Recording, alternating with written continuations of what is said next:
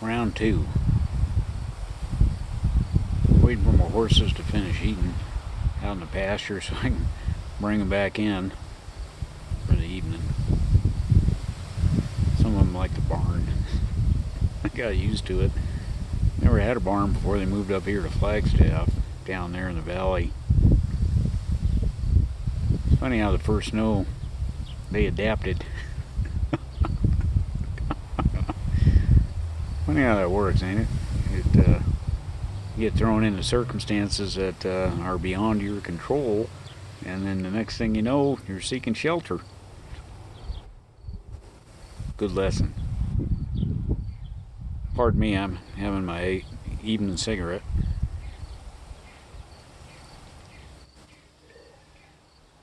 Devil weed. Another concept I thought I'd take a couple seconds and talk about this evening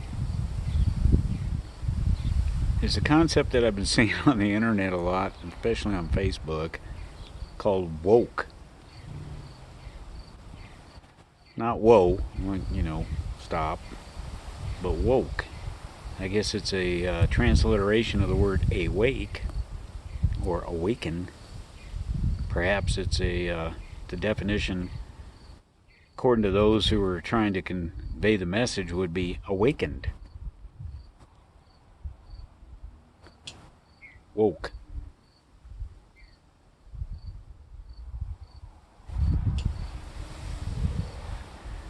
So I'm going to talk a little bit about what I think woke means and what it doesn't mean. Awakened, awake.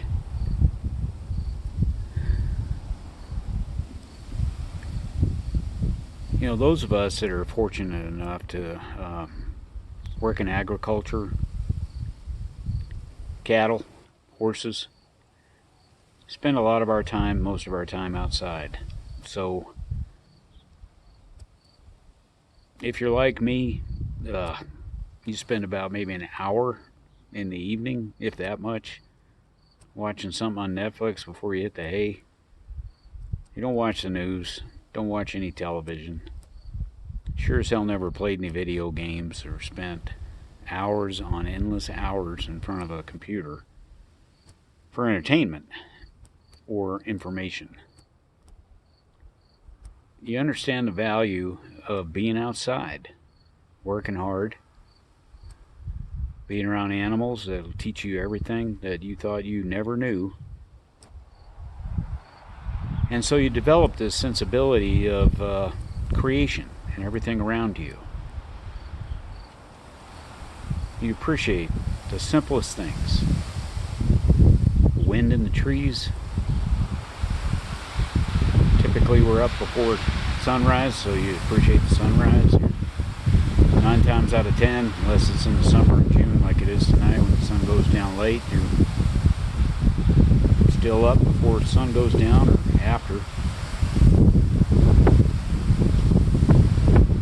And all those in-betweens are filled with working with your hands around livestock out in God's country. And so you can't help but be overwhelmed and embraced and kissed every day by God's creation and everything in it. So you can't help but develop a sensibility about the value of life, the truth and the importance of the little things. Butterflies, warmth on your face, the wind, a horse's nicker, the subtleties of horsemanship, putting heat on cows, how to move them, keep them lined up, string them out, dealing with the weather every damn day, heat, cold, snow, basically learning how to coexist in harmony with everything around you. The Navajos have a word for that, and I'm probably going to mispronounce it, being a balada, or balaga, however you say white man in Navajo. I believe it's balana. They call it hose row. It means life in balance.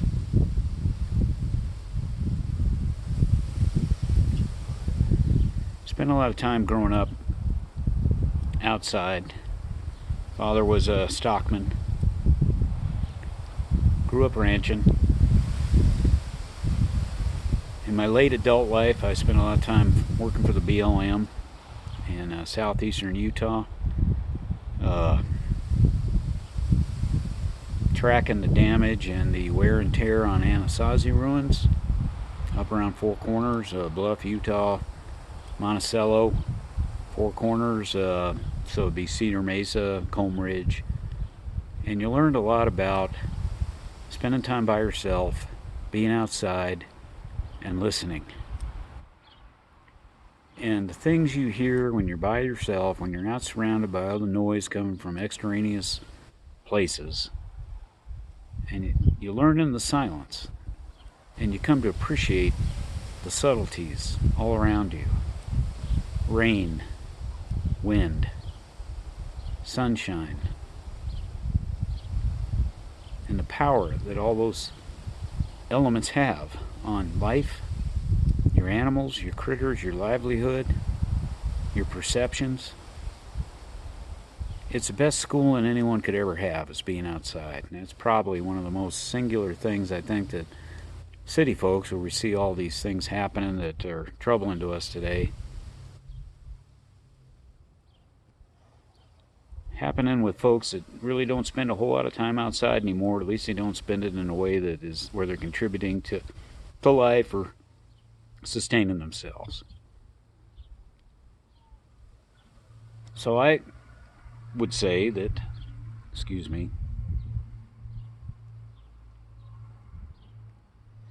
don't want to go out, can't forget the last little bits. So I would say that folks like me have a pretty good understanding of what it means to be woke. And what it means to be woke is embracing the differences and the subtleties and everything around you. Not being quick to judge.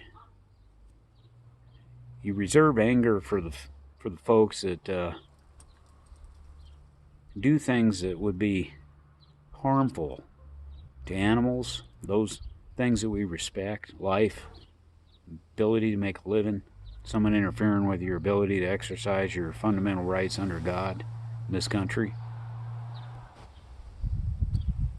And being able to articulate those things in a way that is meaningful to yourself, your spouse, your family members, and to your friends.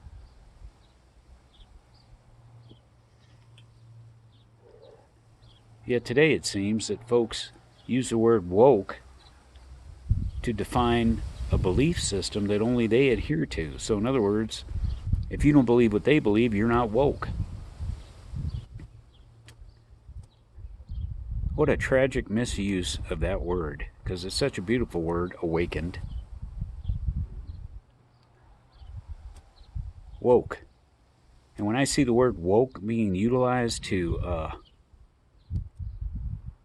justify actions that are causing harm or discomfort to other folks and their livelihoods, their beliefs, it's not woke. It's tyranny.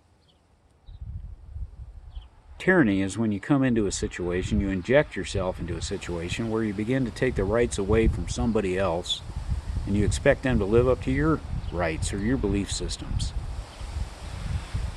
One of the most important lessons that I ever learned from my father, and he was a kick-ass father. Live and let live. If I was to define woke, I would define it as live and let live. And that means no matter what somebody else's belief systems are, as long as they're not interfering with your lifestyle, they're not interjecting themselves into your life and impacting you in a way that's going to take away from something you need to do every day to get up and live your life, that would be woke. Appreciation and respect. So I would encourage all the folks that are using that term to step back, sit down, get outside, find a quiet place, and just listen. Close your eyes and listen to the wind. Listen to the sounds of silence and learn what it truly means to be woke. And then take that and let that inclination, that enlightenment, to be a directive that guides the remainder of your life, and then treat everyone, everywhere, with the same respect and care and concern that you think you deserve. If you can do that, then in my opinion, I would deem you as woke. Have a good evening.